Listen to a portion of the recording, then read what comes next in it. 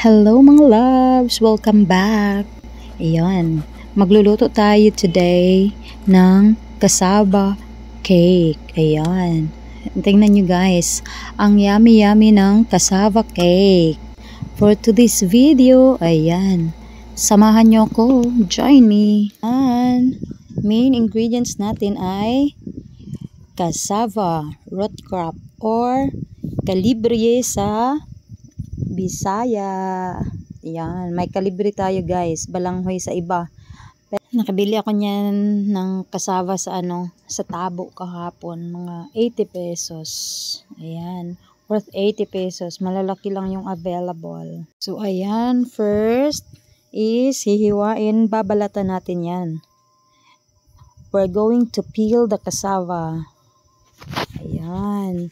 Ikakat natin siya ng maliliit kasi masyadong malaki, at saka bago natin siya babalatan. Ayan, we're going to peel it. Pagkatapos balatan, ayan, we're going to wash it properly. Ayan, huhugasan na natin yan ng mabuti kasi nabalatan na natin. We're done washing it. Ayan, malinis na siya. So ito na tayo, mayroon na tayong grater or gudguran, tsaka lalagyan para i-grate natin to.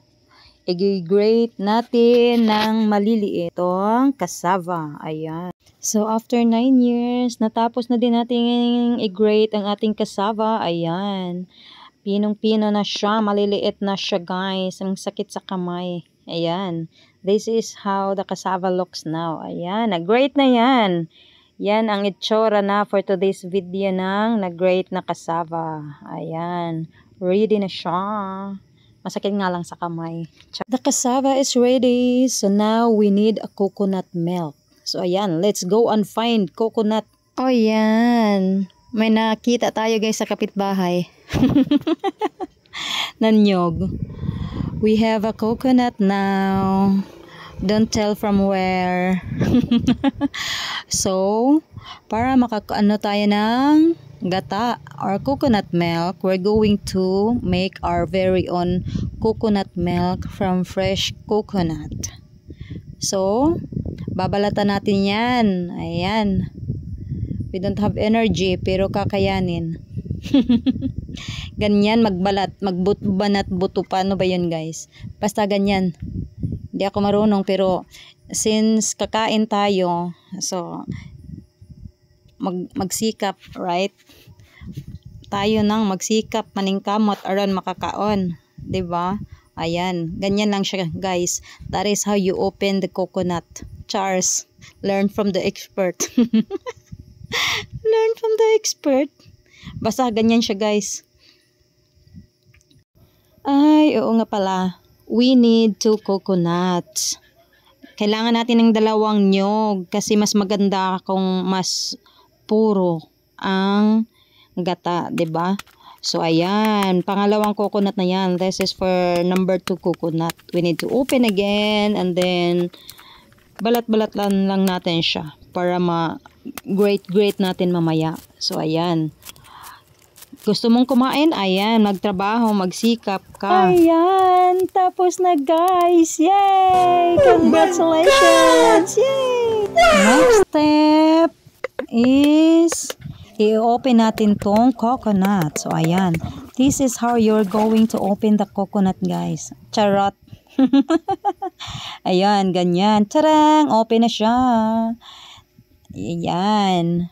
Matamis yung sabaw nyo. Ininom ko kaya matamis. Ayan. Na-open na siya para ready to grate. At ngayon, gugudgurin na natin ang nyog. Ayan, that is how we grate manually the coconut so that we can have a coconut milk. Ayan, ganyan lang siya guys. Ayaw nila akong tulungan kasi for today's video ko daw to. Okay, sige lang. Kasi bet ko talaga ang coconut na cassava cake na masarap. Yung maraming gata. Ayan, tapos na tayo magudgud ng nyog guys. This is how it is now. The coconut. So, we're going to extract the coconut milk from this. Ayan, we're going to separate coconut milk So, ayan na siya. This is for equivalent of 2 coconuts. Ayan, i-strain natin guys para maiiwan yung mga malalaki pa. So that pure coconut milk lang talaga yung may-use natin. Ayan. Alright, our cassava cake ingredients are now ready. So this is the grated cassava earlier at saka yung coconut milk na ginawa natin. So we're going to strain it again para clean and pure coconut milk only. So ayan. And we will also use 3 eggs, margarine, and condensed milk, and also sugar to sweeten. Ayun. Ang margarine pala guys or butter is ano lang, tansyahan ko lang ilalagay. Basta hindi na measure, tingnan mo lang yun. At saka yung 3 eggs pala, I separately open it para to make sure na fresh yung eggs before ko ilalagay. Kasi masasayang yung ingredients kung hindi pala fresh yung eggs, 'di ba? So inopen siya, separate sa bowl para sureness. And then, ilalagay din natin ang 1 condensed milk. Ayan.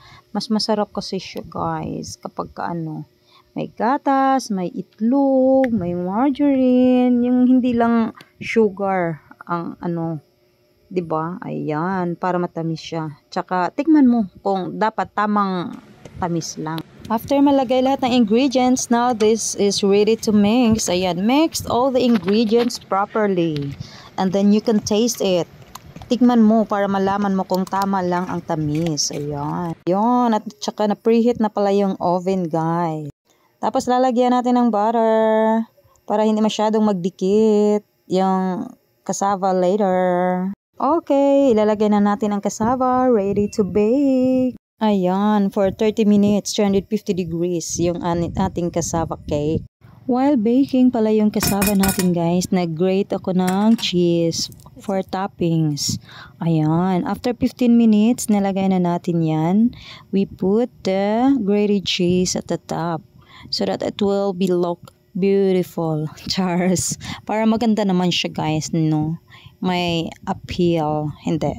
Masarap talaga siya pag may cheese. And after 9 years of waiting, 30 minutes, ayan, here it is, our very own cassava cake.